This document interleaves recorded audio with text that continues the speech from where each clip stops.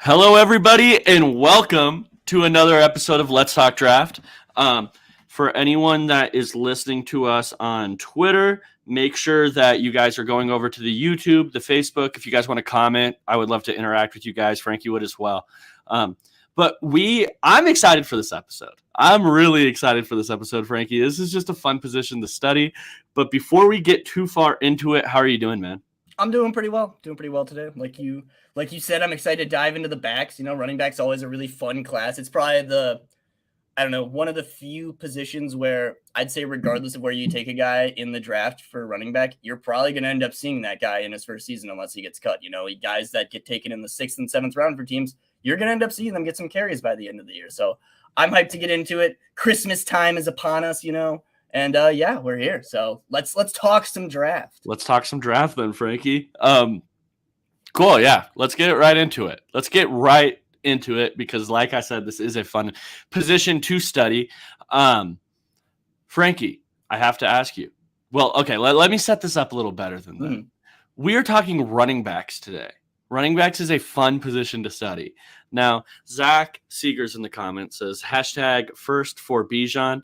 That is a conversation we will have today. But I want to first set this up with why do the Broncos need a running back? Why do you think the Broncos should draft a running back? And talk a little bit about our running back room currently. The reason why we're even talking about this today, pretty much. So, first of all, the saddest, probably one of the saddest storylines of the season is Javonte Williams suffered an incredibly serious injury, guys. The superstar running back, I think we were all thinking is going to be the next 5 to 10 year guy who still very well could be, had a major setback. And when you look at the room right now, it's genuinely it's kind of funny almost. Latavius Murray and Marlon Mack were both not Denver Broncos week 1. They are both they are the two-headed monster of the Denver running back room right now. And that is just kind of insane. And the entire running game as a whole just needs to be improved. I think we all are kind of aware of the current Russell Wilson predicament. And I think the easiest way to kind of mend that issue, or at least assist him in that way, and this is the easiest way to help any quarterback, give them a running game. And, I'm not necessarily sold that they should take one in the first round. We'll kind of touch on that a little bit later. But I think running back's one of those positions where you want to constantly be adding talent to that room. I think it's one of those positions where if you have an extra day 3 pick, or not an extra day 3 pick, if you have a day 3 pick that you're not going to hold on, right? Yeah. Throw it at a running back. Throw it at one of those talented athletic guys, because it's one of those things where, as sad as it is, this is probably one of the positions in the NFL that has the shortest lifespan, the shortest shelf life. These guys, once they hit that age 29, age 30, once they get 1,500, 2,000-ish carries under their belt for their career, they start to see a little bit of a decline. And we've seen it over the last couple of years. These young running backs, it really doesn't matter where they come from or how high they're drafted. You can just be a super talented running back because you're only a part of the running game. But as long as you still have your fresh legs underneath you, that's really the most important part of the position. And there's no better way to get fresher legs than to go to the draft. No, and I totally agree with that, Frankie. I first want to start off with this running back room. You mentioned Javonte Williams, that multi-ligament injury. Research done on that. Zach Seegers wrote a really good article on that. Shout out to Zach. In that, he included some stats where it's hey, this is an injury that typically guys don't come back 100% from. It's just not something you should bank on because it typically does not happen. So that's something you have to watch out for. It's a 1,000%. You shouldn't put all your eggs into the Javonte Williams basket. And I know that's devastating. I'm not rooting for it whatsoever. Javonte Williams is such a fun and fantastic player. That yes, we want him back. We 1,000% want him back. It's just should I bank on it? Probably not. That's why this is really a need. We started off the season, Frankie, and you also mentioned this. It was Javonte Williams, Melvin Gordon, Mike Boone. Look at where we're starting now. Look at where we are now. Latavius Murray. Divine Zigbo is getting carries. Divine Zigbo. My gosh, look at this. Marlon Mack, it's out of control. Their running back room is insanely wiped out. And yeah, that's why it's a need. Yeah. That is absolutely why it's a need. Yeah, and at the very least, what was that, Frankie? At the very least, they just need bodies because as we're saying, these guys are not here on the long term. Latavius Murray and Marlon Mack are not here beyond this season. at the moment. They might end up getting re-signed, things like that. But at the current moment, the running back next year is literally a recovered from a torn, I believe it was ACL, PCL, and MCL, Javonte Williams. I think that might be it. I'm pretty sure Mike Boone's gone too, unless he might be a cut candidate this year. But like, they genuinely just don't have bodies. They need to add bodies to this room. And a big thing of it too is like we've seen, like Javonte needs to be able to rotate, and Javonte's biggest asset is his contact balance, his ability to make defenders miss, his abilities to stay up through hits. And it's like, man, like Javonte has never been this guy that was able to rely on his elite vision. Like that when you have these big knee injuries come into play, it's scary because it affects his play style more than it'll affect another running back in the league. And I mean, he might be one of the more affected backs by it. It's a great point. It's a fantastic point. But yeah, because he is so reliant on it. But yeah, Frankie, I want to move this conversation along a little bit here. Is there any running back in the room other than Javonte Williams you'd want on this Denver Broncos roster next year? I think Latavius Murray, I'm okay with. Honestly, either guy. So I really liked Marlon Mack coming into the season. Marlon Mack is still a little bit young. I want to say he's only like 27, maybe 26. Like I was shocked last year because I liked him as a free agent. He's endured multiple Achilles injuries. So like a lot of people have, I would say, almost written him off in his career. But Marlon Mack is an incredibly talented runner. And I mean, I think we've gotten to see that over the last couple of weeks. Like he still has a little bit of shiftiness to his game. And I think with the influx of injuries he's sustained, or when you look at Latavius, it'll be the factor will be his age. I think you can get those guys back at a very cheap deal. And I think they very much raise the floor of your room. Like if you can throw either of those guys like $2.5 million or $3 million and they'll come around and they'll play, like I think that's just a very smart investment to make. I think they're very different backs that provide you a lot of different things. Obviously, Latavius is the much more downhill runner, which probably makes me more favored to want to keep him just because, again, I think he raises the floor so well. If you need a guy to go out there and get you a yard or two, be a good red zone back, you can really rely on him. That I think I would consider bringing them back. Like I said, you need bodies, and I think they'll be cheap options. Yes. So in the ideal world, I would say no.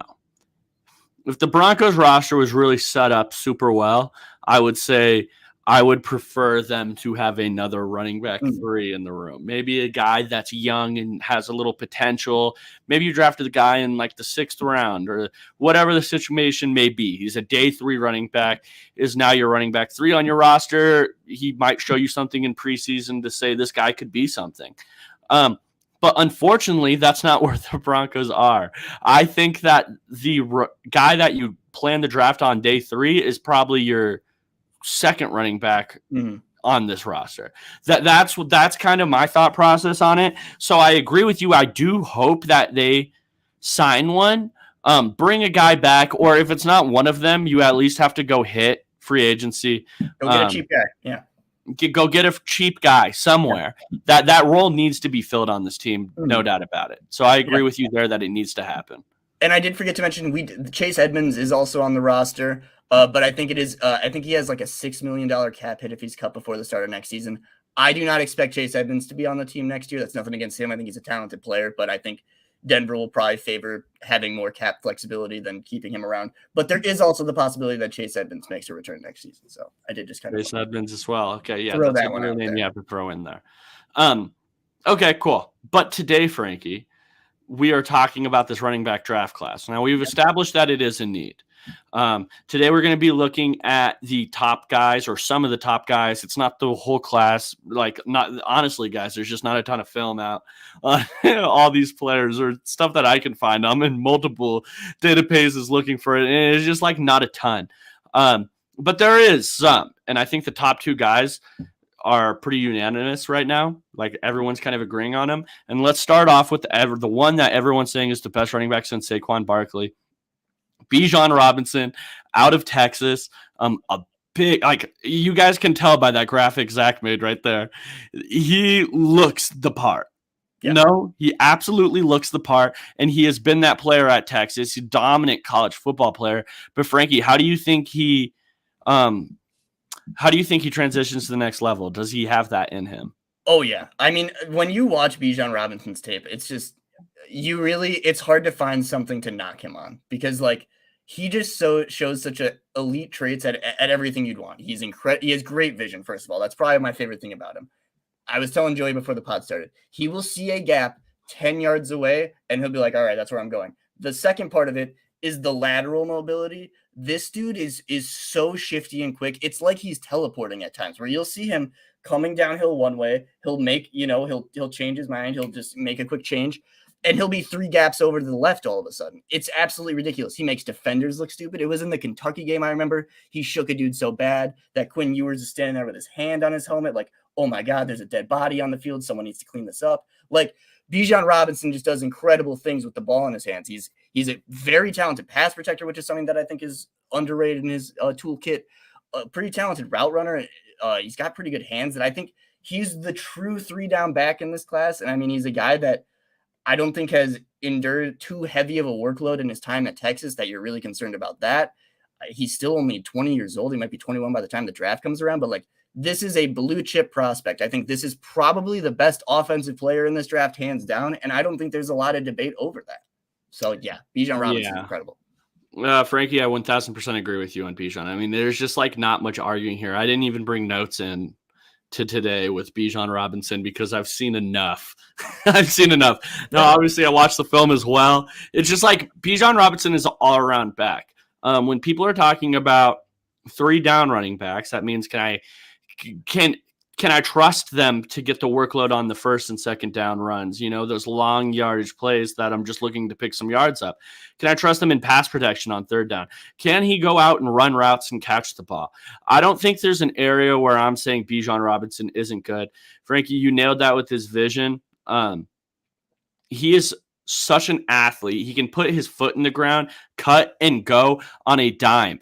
Like all the way from one side of the line to the other side of the line. If he spots something, it's open for possibility. And then that's like, so that opens up that hole. Now, once he hits the second level, just as good. You're talking about a guy that could break it to deep ball, right? He isn't, you're not thinking this guy caps out at a certain run. No, Bijan Robinson could take it to the house. He's that talented. And then with his plethora of moves too, he might sidestep you, juke you. He might spin. And then he also is big enough and likes contact enough to say, I'm going to put my head down and pick up how many other yards I need. He could even get you the stiff arm. There's not limitations to Bijan Robinson's game as a running back, which is why he's so highly thought of. But yeah, do you have anything else to add there? I mean, like you're saying, like, I think the way I described it, you're probably thinking of this like he is very electric. This super electric big play, maybe a little bit more of a scat back. Bijan Robinson led college football with 104 missed tackles forced. He had 1,100 yards after contact, guys. This is an all-around runner and just an absolute beast, man. Like, there are so many games where you watch and you just say, oh man, like this is a guy right here. Like, he did incredible things against Alabama, which is not something that teams do often. Like, he is just so good. And like, there are going to be a lot of people that I think see the running back tag. There's always the people that don't want to draft running back in the first. I tend to typically agree with those guys. I know Joey's very heavily on that train.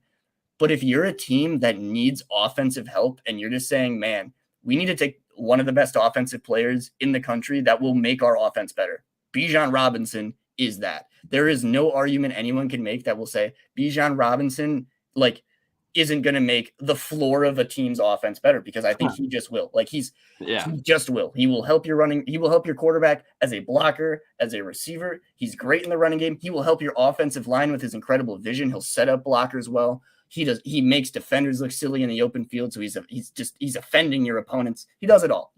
I really can't speak highly enough about Bijan. He's a guy I love. And yeah. If you're looking at running backs, he's the definition of home run to me. Bijan. If he's there for Denver at the end of the first, do you consider him with the pick? Okay. I'll answer that here in a second. I want to say Christopher Hart, hello. What a Chris. Great you. He says, good evening, JR and Frankie. Good evening to you, Christopher Hart. Thank you for joining us tonight, man. Talking running backs, specifically Bijan Robinson right now. But so you were asking, would you draft Bijan Robinson with the first-round pick? At the end of the first round is also something you noted. Here's my thing with running backs, man, and I'm going to continue to go on this.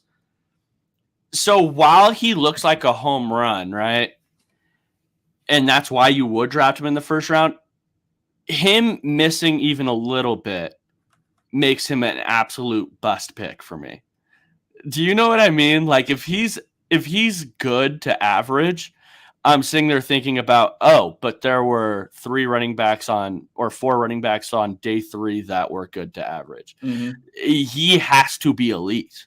Yeah. He has to absolutely be elite. And I'm not doubting that Bijan Robinson won't, but I think a lot of people also thought Trent Richardson would. No, I think it's a great argument.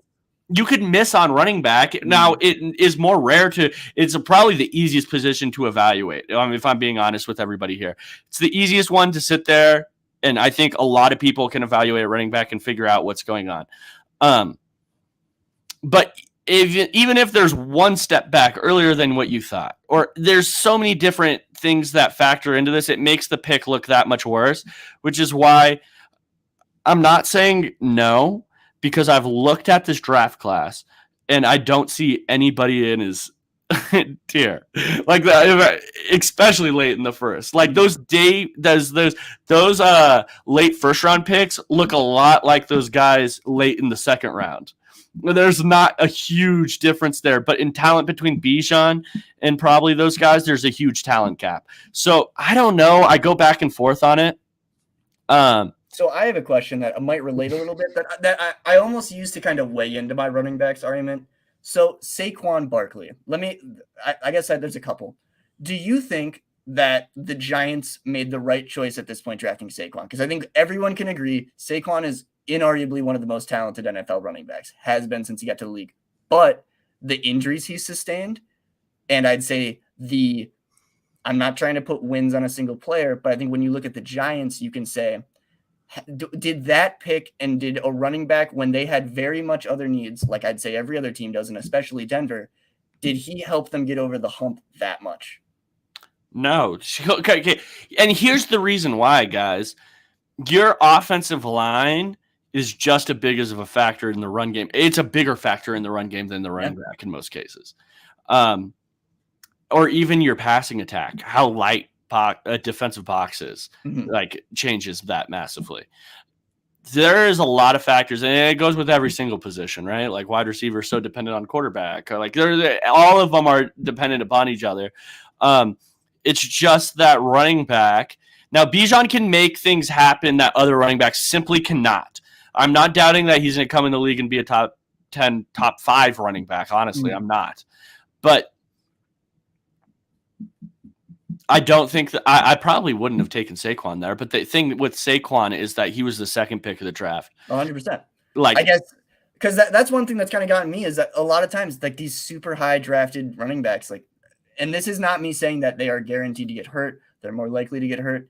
But I think when you see a lot of these first round backs taken, there's that kind of that assumption, or at least that, that investment by the franchise that we are going to give this guy a lot of work. We are going to give this guy a ton of exactly. Carries. That's the main issue.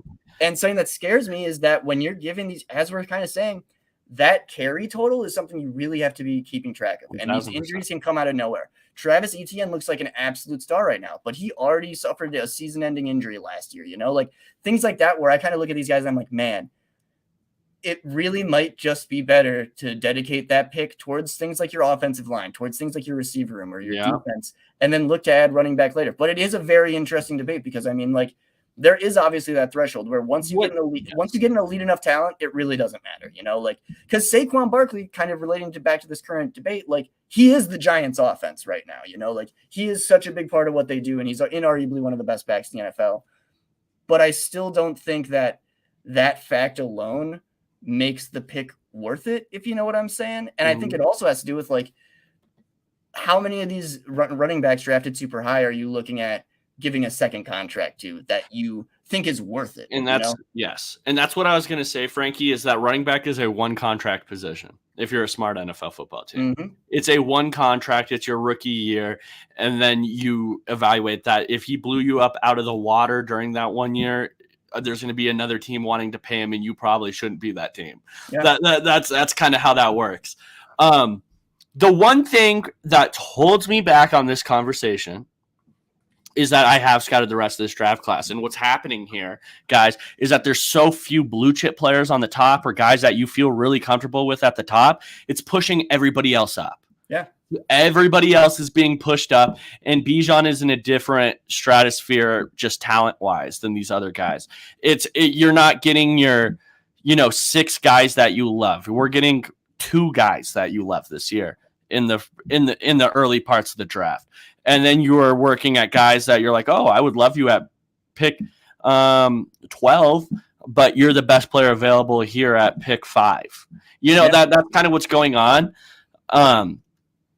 And because of that, I might draft him at the end of the first. No, but it's debatable. It's still debatable. It's still kind of crazy, and I really haven't I don't know. I really haven't dug in on this one yet either or. I was all the way over on no, we're not drafting a running back in the first round, guys. I don't care how good he is. I was the same way. I got pulled back to the other side then. Yes, but it was just until I started scouting this draft class is when I decided, okay, maybe. And that's the only reason why, honestly. Do you have anything else to add there? Oh, yeah, just my last little thought is kind of related to what you're saying about I think there's not a lot of blue chip prospects. While we're talking about Bijan in the late first, the more I look at it, I have such a hard time seeing this guy falling. If a team like the Eagles, there's going to be a team that, yes. Right. One of these teams that has a first round, maybe an extra first round pick who's already a playoff team that says, wait, we can get look at a guy it's not, apples to apples, but kind of like the Kyle Hamilton thing last year where he slipped to 14, even though that was a little bit different kind of based on his speed.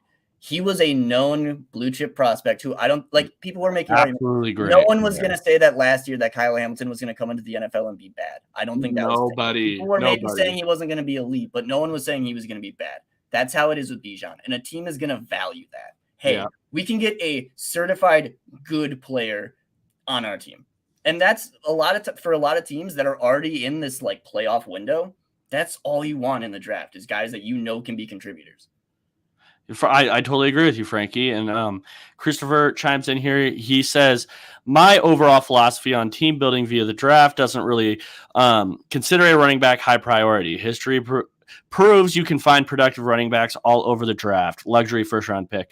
I mean, I agree with that. I totally agree with you there. I totally agree with him there. And almost every single year I'm saying that exact same thing. The term luxury is a great point because, it gets right back to the Saquon Barkley debate where it's at number 2 pick, you're one of the worst teams in the league. No offense to Giants. When they were the number 2 pick in the, and you add a running back, that's not going to move your floor or your ceiling as much as these other positions will. As hard as that is to admit and, quantify, literally, if you can draft a good quarterback, a good cornerback, a good edge rusher, a good offensive tackle, these positions that there's really no argument, impact the game more on a week-to-week, play-to-play basis. You should just do that if you're one of these teams that's bad enough to be picking top 10. Yeah, I totally agree. Yeah. Are you ready to move on to the next running back conversation, Frankie? All right, we're going to go with the other guy that everybody's hyping up in this running back room. We're going to go with Jahmyr Gibbs out of Alabama, former Georgia Tech running back, transfer there this season, his first year in Alabama. He's been absolutely electric. But, Frankie, what are your thoughts on him? Jahmyr Gibbs is a ton like Alvin Kamara for me. He is just such an asset in the receiving game. I think he's another player that he's kind of like Bijan with his vision and his ability to kind of throttle up and down. He's very good at just hitting holes and kind of just making defenders miss with his ability to change speeds. But I do think he's a little bit, I don't want to say smaller because he's still over 200 pounds. I'm not trying to color him as a small back, but I do question if he will be a running back that can totally dominate a backfield carry-wise. I think he'll be the best in the room, but I don't know if he'll be able to dominate a 3-down role. What do you think? No, and I just wanted to add on to that point, and I'll let you continue, Frankie. So these running backs are built all differently. While the weight is there, he's not as built in the areas that typically running backs are to be considered you're an absolute tank or I completely agree. Yeah, no, that's kind of what that is about. He's I don't want to call him lanky. He's a little bit lanky. He's not going to be running through a ton of contact, but I do think one of the things he's best at is kind of setting up defenders to fail. He one thing that always really impressed me was when a defender would come clean and be able to meet him in the backfield, he seemingly was always able to make that first guy miss. Either if it was just like, oh, I'm going to run to the ball and then just immediately stop the guy with ball by him. Maybe he just grabs the ball and just instantly accelerates to top speed right away. Like his ability to shift speeds while he's holding the ball is incredible. And he's going to make a lot of defenders look silly. I messaged Joey this. It reminded me a lot of watching some Berman. I was just going whoop every single time. He's catching passes. He's dropping defenders. I'm going whoop again. He had some nice spins where he is just I don't know. But he's just so talented in the pass game. And really that's, I think, where he's going to make a lot of his dough, if you will. I think that's an area people are going to really like him and he'll become popular in the league, where I think he is just going to be a weapon. I don't think he's limited to just being a team's running back. I think he'll be just a very good weapon for an offense. Yep. And adding on to that point, Christopher Hart chimes in again. He says, Gibbs' overall skill set is probably the best. Kamara vibes are legit comparison. Great as a receiver. Smart team will find a way to utilize him as a dynamic utility player. And I agree with that as well. Like a lot of those points I agree with. He, as a runner, right, he's electric. He's very electric as a runner. He's so quick and fast, and he can change direction. He can put his foot in the ground, like you were talking about, Frankie, and be like Bijan, where I have to worry about all gaps. It's not just where he's running, it's where he's about to go. You know what I mean? Like after that, like if there's a hole opening up, he can put his foot in the ground and go. And then after that, it's one cut and I'm off, because he is that electric as a runner. Yeah. He can do a lot of stuff as that. Now, what really separates him from the crowd is that receiving ability. It's really, really special, and it makes him an all-around running back that you can use at any single time, because he caught so many balls from Alabama, and he made so many even just check downs into electric plays for them. Mm-hmm. Like that so much of that happened. So much of that Alabama offense was like, oh my gosh, I don't know what to do. Check down the Jahmyr. And then he makes a big play out of it, might pick up a first down, whatever the situation may be. He is such a good player in that role. Like, there's not a bad time to get him the ball, pretty much, is what I'm trying to say there. There's not a bad time at all. Anything to add there? And I think a big part of it too is in years past, and this isn't me trying to knock Alabama at all. They were still an incredibly good team. They're still an incredibly good team this year. But I think this isn't the same Alabama we're used to, where every single position has a top 5 player at that position in college football. They're a little bit lighter this year, and I think that's a big reason he was so utilized in the receiving game. They don't have 3 first-round prospects at receiver this year. And you saw having a guy like Bryce Young, a quarterback, who's a guy who likes to extend plays a lot. Jahmyr was really good at finding open spots in zones, staying active on his routes. Again, Bryce is kind of like Russ, where he's one of those guys where he might extend a play in the backfield 5 seconds, and you got to stay alive. You got to keep finding space for your QB, because he might make that throw to you. He's really good at that. That was one thing that really impressed me. He doesn't sleep on any plays. He doesn't give up on any plays. He's going to continue to run his routes and try to find open spots for you. But yeah, man, just the hands, the lateral mobility, and the ability to kind of shake defenders was just something that I was just so overall impressed with. I think he's kind of just a shoo-in to be a very talented player. Now, again, kind of getting back to that first round debate, I don't know if he's a player that I would take in that first round. I think he's probably a bit more reliant on the surroundings on an offense than Bijan Robinson. But yeah, just an incredibly talented player. And again, just a guy I'm very excited to see a good offensive coordinator get to use him, like Christopher was saying. So there's 2 different conversations here, Frankie. Whether you would draft him first round, or do you think he will? When I look at prior running backs that went in the first round, I think he's a shoo-in for the first round. Really? I do. When I look at a guy like, I loved Clyde Edwards-Helaire. I loved him. He wasn't as good as Jahmyr Gibbs. To me, I don't think he was as a prospect. I think Jahmyr Gibbs, a lot of the same stuff you loved out of Clyde Edwards-Helaire, right? Like the receiving out of the backfield, the route running was amazing. A lot of that type of stuff. But Jahmyr Gibbs is just I think, a more sturdy and better runner of the football to go along with all of that. And I think he's more explosive. I think that, especially in this draft class where we were talking about earlier, where people are getting pushed up, I think Bijan's probably going to get taken in the top 20. And then I think Gibbs is going to be taken in the top 32. That's kind of where I'm at, just because of how everybody's being pushed up. Now, if I were the Broncos, would I? I wouldn't. I would not do it. Christopher Hart chimes in and he says, Andy Reid getting his hands on Jahmyr Gibbs would be a nightmare. Absolutely, that would be a ridiculous nightmare. That would be insane. That would be really insane.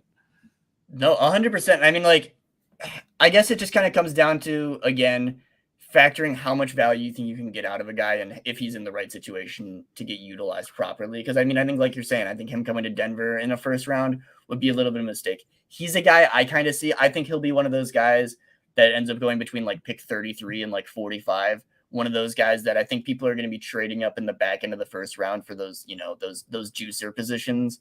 And then kind of you'll see a couple, you'll probably see a couple safeties, a couple really good interior defensive line prospects, and then maybe a running back or two drop to the top end of the second. But I mean, I agree. I think that when you look at this class as a whole, it's really hard to not say Jahmyr Gibbs is one of the top 32 players, if not top like 20 players, honestly.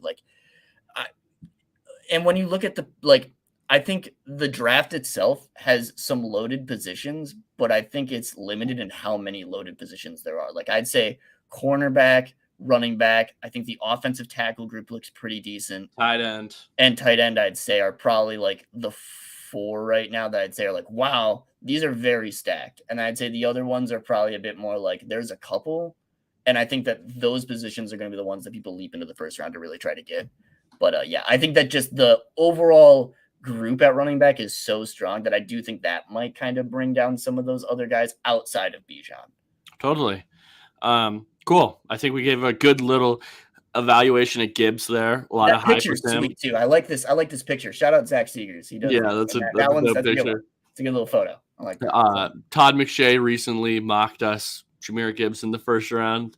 There's a lot of outrage about that. Yeah. But let's move on to a guy that you could probably get a little later than both of these people. Zach Charbonnet out of UCLA. Frankie has been posting clips of this guy forever now. Yeah. And I really, really want your opinions on him. So Zach Charbonnet was one of my favorite backs last year.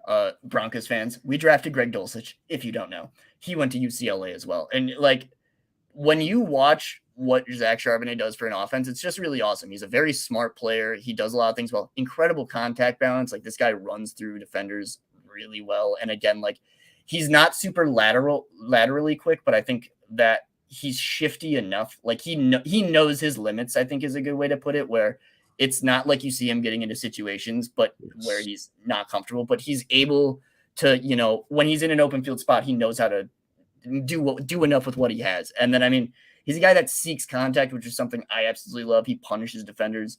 If you're not like ready to like actually wrap up this guy and bring him down, you're probably not bringing him down. He's going to run through the weak arm tackle. He did it all the time against like teams like the Colorados and the Oregons. Like he's just a super fun player, man. Really fun to see him put his head down. I love watching him run north-south. And I mean, he's a smart guy. He's a guy I'm very excited to see transfer to the next level. Because like you said, I think he's one of those guys that could end up going a little bit later than these other players. But I mean, I see zero reason that Zach Charbonnet can't be 1,000-yard rusher in the NFL.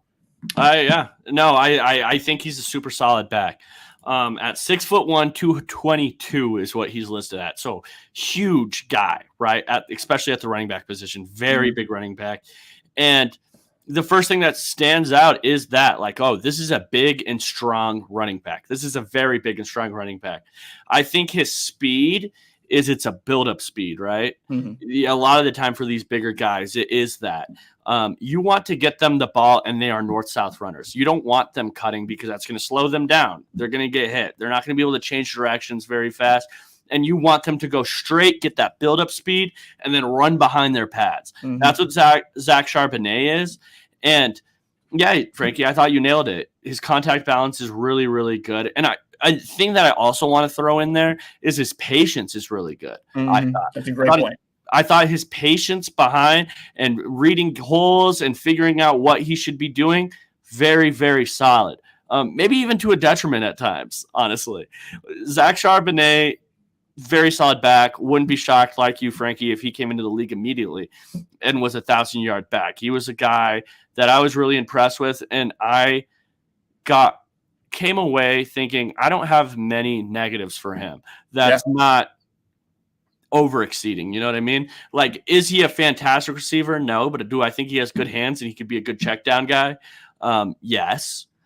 Like, do I need every guy to be Alvin Kamara or, running Texas routes with the best of them out there? Right. No, I don't need that. It's just like he's a guy that was hard to take much negatives away from. I guess I would just say the long speed wasn't amazing. He probably isn't going to be a guy that you get the ball at your own 20 and he could break it off for 80. Probably not. Not going to be a crazy RAS guy. No. And is he Gibbs in the receiving game? No. Like, he's not an amazing, I might even line him up at slot type guy. Right. But solid at everything that I'd want a running back to be solid at. I like him a lot. Yeah, he's sturdy and stable. He's back-to-back 1,000-yard seasons. I think it's 25 touchdowns over the last 2 years. He has a great nose for the end zone. He only has like 2 fumbles on like a career, like 700 carries, which that's another thing I like too.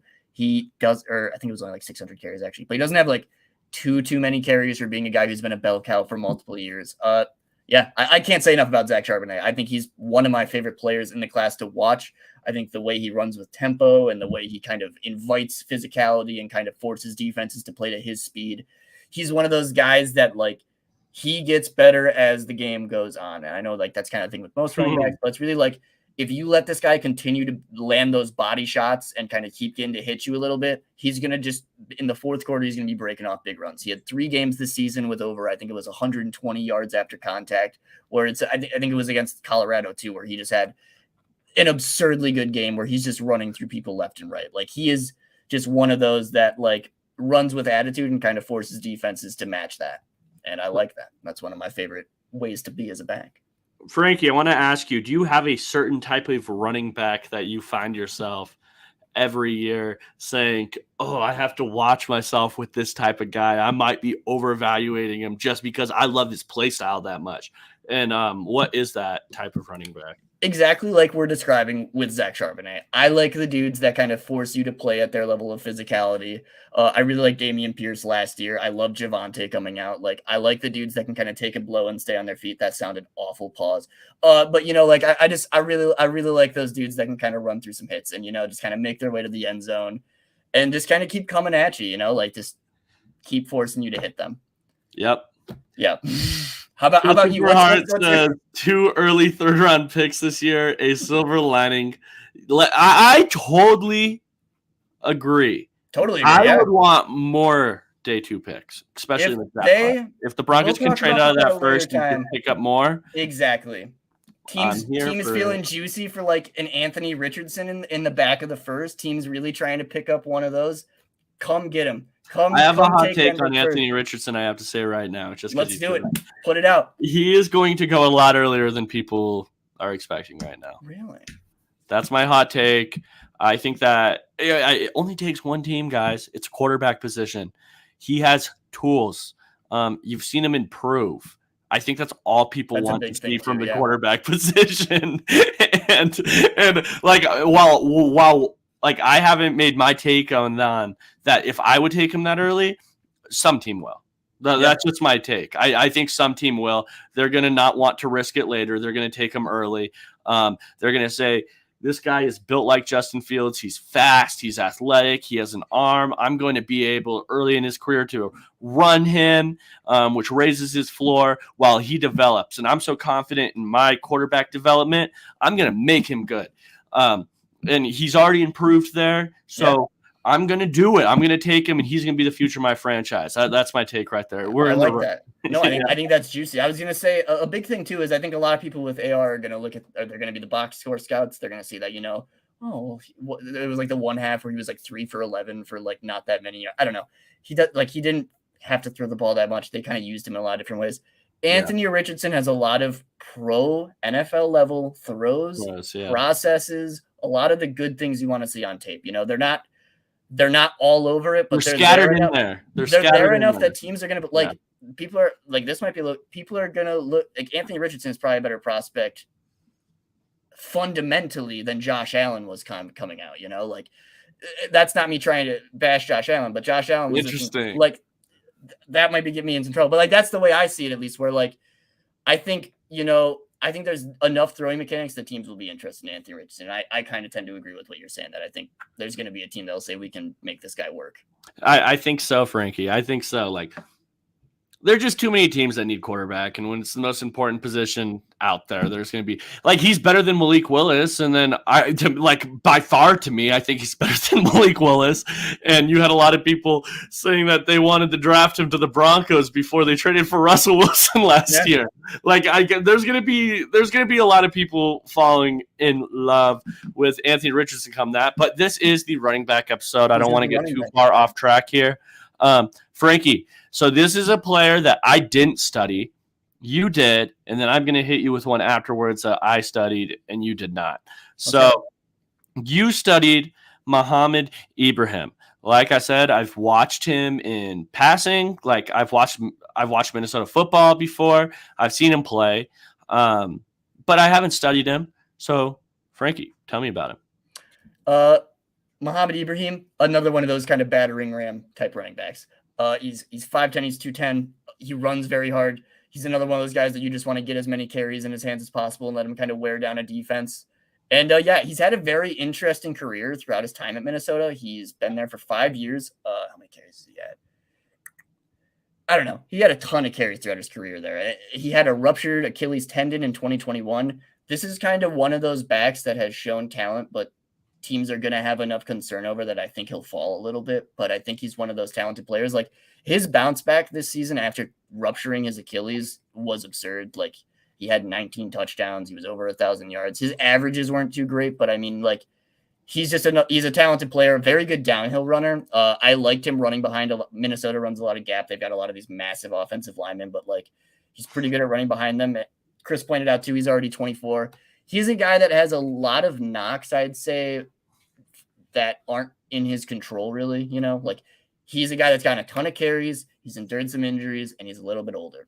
That usually gets you dropped down a little bit in the draft. But when you look at him as a player, he's still got plenty of talent. He's a talented runner. I don't think he's got the upper echelon athleticism or the elite like lateral mobility, but I mean, you just see enough of his ability to kind of move in between the tackles and kind of create space for himself and make a few guys miss while also having the power to be able to run through a couple of guys. And he's got a really low center of gravity, which I like. It's not easy to bring him down. And he's a guy I'm a big fan of, but again, with all those concerns, I'm not really sure how high you really want to take him.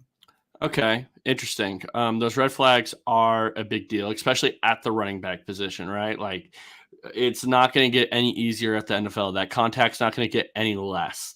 So it is. That's probably the reason if he were to drop along with being 24 that he would. I want to ask you, Frankie, though. Let's compare him to a Zach Charbonnet. You said he's a battle ram. Who do you think has the more breakaway speed? Who do you think can hit the long ball better? I think Charbonnet is a bit more athletic, and I think Charbonnet kind of offers you a bit more overall. Like a big thing too is that Ibrahim wasn't utilized at all in the passing game. I don't know why. I think he only had 26 career targets over 5 years. So I think Charbonnet offers you a bit more in the breakaway speed and the ability to kind of be shifty, if you will. But I think they're both pretty comparable when it comes to ability between the tackles to run through guys and kind of break through the occasional arm tackle. For sure. Sure. Interesting. There's always running backs like this where it's hard to tell, especially with the amount of carries he's gotten and then with the injury issues. It wouldn't shock me if he did well, and I haven't watched him yet, so this isn't my take, but there's a lot of running backs like this every single year. There's guys like this where they had a ton of carries, maybe even banged up a little bit during their college career, and it holds them back, and you're just willing to be like, okay, he could be really good.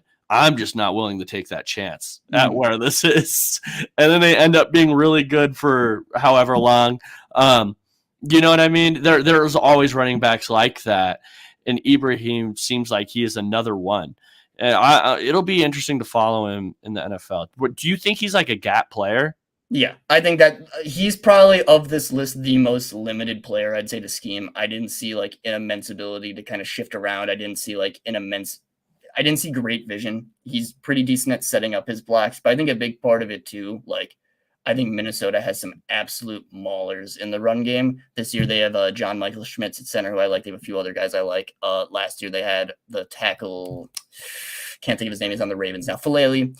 Like they have some just some bodyguards on the offensive line that they do help with that a little bit. But I mean, like again, I mean he's doing a lot of really cool things. He had 65 missed forced tackles this year, and then he had like 46 10+ yard carries. You know, he's a guy that like he can kind of do it all a little bit for you, but he's kind of a guy that I don't think is super elite in any one area. And when you look at kind of the tread that's already been worn off of his tires, along with the mileage already on his engine, I don't know. Not a guy I'm super duper in love with, but a guy who's interesting enough that like I wouldn't hate if he was like a day 3 pick for Denver. Like he could kind of be like a Javonte Williams light, if you will. But, okay. Yeah. Interesting.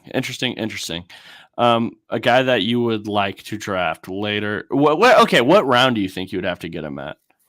Before I move on here. Probably like before I say that. Like it's hard. I'd probably say like the 5th. Like genuinely. Like, and I'm not trying to like dunk on the dude too hard. He has had a very good career at Minnesota, but like again, man, he's 24 years old. This is a guy who tore his Achilles at 23, or ruptured his Achilles at 23 years old. Like there's too many things for me to look at this guy. And again, we keep pointing out, this is a really strong running back group. And I think there were a lot of backs this year that kind of exploded out of nowhere that don't have the tread on their tires, that, that haven't incurred these issues, that like are also more athletic, that I think those guys will end up getting kind of pushed a bit above him, even though they might not have had as impressive of careers, Totally. Okay. So for mine, I forgot to ask Zach for a graphic for him. So I'm just going to go. I'll do a graphic. I'll do like a stiff arm. I'm going with Zach Evans out of Ole Miss. Now, 6 foot 215, right? Obviously looks the part. If you guys can go Google an image of Zach Evans, like he definitely looks the part. He looks like a running back. He's dense. He has the weight where you want it to be in legs. He's sturdy, upper half. Like he looks the part for sure. For those that don't know about Zach Evans, coming out of high school, 5-star recruit, came out of the same class as Gibbs and Bijan. Mm-hmm. That's the type of guy we're talking about there. And yeah, he looks the part. The one thing with him, right? Okay. I won't go to the negatives yet. I want to talk about the positives. Mm-hmm. He, in college, freshman year, 7.7 yards per carry. Sophomore year, 7 yards a carry. Junior year, then transferred to Ole Miss. Most carries of his career, 6.6 yards per carry. So he has like a little to him where it's like, okay, this guy's really good. And the way I would describe his running style is he is smooth and he is a glider. Mm-hmm. He is an absolute athlete out there. I won't say his lateral ability is like a Bijan or Gibbs where he's stopping and starting really good, but his ability to glide and weave is really good without losing any momentum. He's one of those guys where it's like, I might not juke you out here, but I'm forcing you into an arm tackle and I'm big. Mm. You know what I mean? And I'll just run through that. Yeah. I'm eating that angle up is a great way to put it because he does. He has that breakaway speed at that size. Just so small, just so smooth as a running back. What I will say about him is you can look at this either way, right? Very, very, very few carries in his career. Freshman year, 54 attempts. Sophomore year, 92. Junior year, 136. He doesn't have a lot of carries, and I think it shows in his game. I don't think he's gotten a ton of opportunities at receiver. Like when he does, you see him be able to track the ball in and catch it. Just like, okay, small sample size, and I haven't seen him do a lot there. You know what I mean? Like I haven't seen him run very complex routes. Like he's a check down guy when he's in there, and it's not all the time. Obviously splitting the backfield in a very, very, very talented Ole Miss running back group. And I would also say like, hey, his vision's not all the way there. It's good. It's not all the way there. A lot of the time you see him rush it, which comes with reps as well. I think players' vision gets better with reps. The game slows down to them more. But yeah, that's kind of my opinion on Zach Evans. I think that he's kind of the wild card of this class, where 5-star high school recruit up there with Gibbs and Bijan, hasn't really had the sample size to say he should be there with them, but draft him and it could pay huge dividends. That's the way I would say I would evaluate him there. No, and based on those averages, it sounds like he's got immense amount of talent. I would say, how would you say that Ole Miss looked to like utilize him in their offense? Was he kind of there? Was he their guy they'd attempt to get big plays? They tried to get him the ball in space. Was he just kind of a rotational back? What would you? I mean, so it was just like a rotational thing with them because their running back room was that talented. It was really, really talented. That it was a rotation and you would see him rip off runs and you would see what you wanted to see. It was just like you wanted to see more because he wasn't in there all the time. I didn't feel like they used their running backs in different roles. It was just we're rotating these guys because they're all so talented. Yeah. But yeah, he was a fun player, man. And you know, some of those players that get the lower reps are kind of tough to study because I mean, you get the full, for those that don't really watch the All 22 film, you get the whole game, the offense. And you're sitting there like, damn, he's still not in there. You know, you're arrowing the key. You're just like trying to skip to the point. And it was a lot of that, but which made it a little frustrating. But again, another player that was fun to study. And yeah, for sure. So then where do you see, like, what do you think his perfect role would be in the NFL? Is this a guy you see eventually working his way to becoming a 3-down back? Is this a guy you'd really like to just primarily use on 3rd downs? What do you think? I think, Frankie, that it depends. Like, okay. I think you bring him in thinking that he's not my day one guy right away. I think you're looking at him, you're bringing him in and thinking that he could one day be it. Okay. You know what I mean? He's got the potential to be. That's really all you need to be. Right. But you need to bring him in and say, hey, I'm not exactly sure how far he is in this. Like, I just see the natural talent, and I'm thinking he could really be something. But it will he day one? Probably. Like, I wouldn't bring him in thinking that. So to kind of relate it back to Denver, then I guess, say he.